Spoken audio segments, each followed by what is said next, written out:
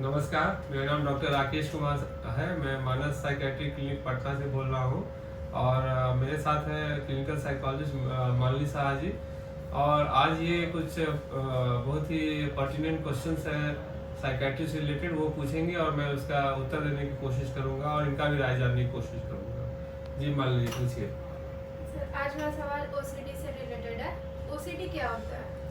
OCD में का full form है ऑब्सेसिव कंपल्सिव डिसऑर्डर। ऑब्सेसिव मतलब एक ही चीज थॉट जो कि बार बार आता है दिमाग में, रिपीटेड आता है और रोकने से रुकता नहीं, इंट्रूसिव थॉट्स होता है और वो उसको व्यक्ति एंजॉय नहीं करता है, बल्कि वो ईगो डिस्टॉनिक होता है, मतलब उससे व्यक्ति को एंजाइटी होता है। तो इसको ऑब्सेशन बोलते हैं, ऑब्सेसिव थॉट बोलते हैं। अब कंपल्सन हो गया कि उस ऑब्सेशन की वजह से वो व्यक्ति कुछ ऐसा काम करेगा जिससे कि वो एंजाइटी रिलीफ हो।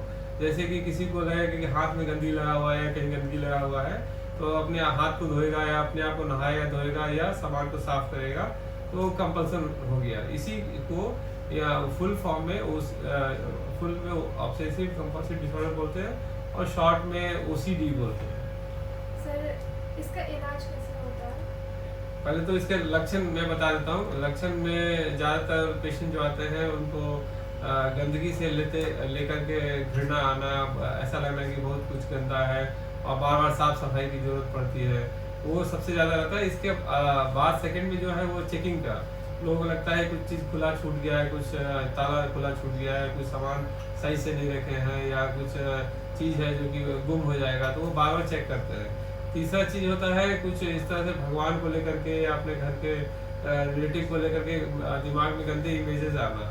चौथा चीज़ होता है तरह तरह का डर, भय और शंका, ऑब्सेसिव, मतलब कि इस तरह के डर है अगर मैंने ऐसा नहीं किया तो ऐसा हो जाएगा, अगर मैंने 2 स्टेप चलने के बाद 1 स्टेप पीछे नहीं लिया तो कुछ अनर्थ हो जाएगा, अगर मैंने कुछ फलाना रिचुअल्स नहीं किया तो अनर्थ हो जाएगा। तो ये भी ऑब्सेशन का एक टाइप है।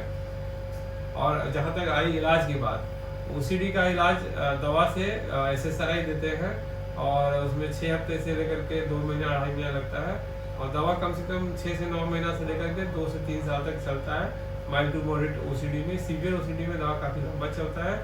ओसीडी में दवाओं के अलावा जो इलाज होता है वो काउंसलिंग में cognitive behaviour therapy, exposure and response prevention, thought stopping technique, ये सब का इस्तेमाल होता है। सर, दूसरा है हाइपोकॉन्ड्रियासिस के बारे में पूछना है। हाइपोकॉन्ड्रियासिस क्या होता है? Very good. हाइपोकॉन्ड्रियासिस या इसे साइकोलॉजिकल इलनेस, इसमें व्यक्ति को कोई बीमारी होगा, गंभीर बीमारी हो गई है, इसकी उसको शंका हो जाती है। वो बार बार अलग अलग डॉक्टर्स के पास जाता है और उसका चेकअप कराता है। हर बार चेकअप में नॉर्मल निकलने के बाद वो शंका उसकी जाती नहीं है, वो रह जाती है।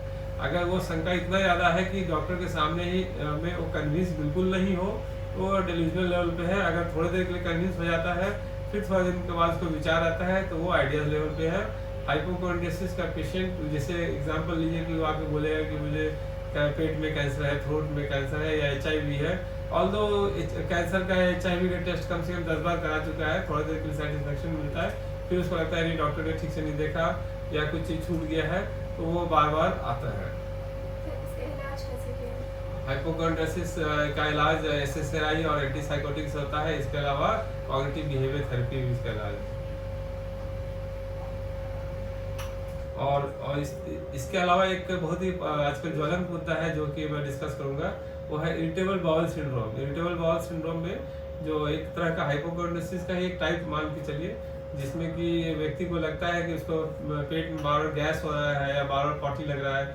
जब भी वो स्ट्रेस में, टेंशन में होगा, वो बार बार पेशाब पॉटी करने के लिए जाएगा। जब पॉटी करके आएगा तो उसको उतना रिलीफ नहीं महसूस होगा, लगेगा अभी भी लगा ही हुआ है। इस चक्कर में वो दिन भर में 8 बार 10 बार जाएगा, जबकि ज़्यादा ऐसा कुछ पॉटी होता नहीं है। और वो जनरली इरिटेबल बाउल सिंड्रोम देख के नाम से लगेगा कि ये पेट की बीमारी है, लेकिन ये लक्षण सिर्फ पेट का होता है कि ब्लोटिंग होगा, पेट फूला हुआ जैसा रहेगा, गैस होगा, बार बार पॉटी जैसा लगेगा, लेकिन उसमें एंडोस्कोपिक अल्ट्रासाउंड सारा चीज़ नॉर्मल आता है। ये दिमाग की बीमारी, इसका लक्षण पेट के जरिए आता है। तो ये काफ़ी इसके पेशेंट आजकल बढ़ रहे हैं और इसका इलाज भी एंटी डिप्रेशन और एंटीसाइकोटिक के जरिए होता है और कॉग्निटिव बिहेवियर थेरेपी के जरिए होता है। आशा करता हूँ आपके सवालों का जवाब मिल गया होगा और फिर इस तरह की वीडियो के साथ इन फ्यूचर हम लोग आएंगे। नमस्कार।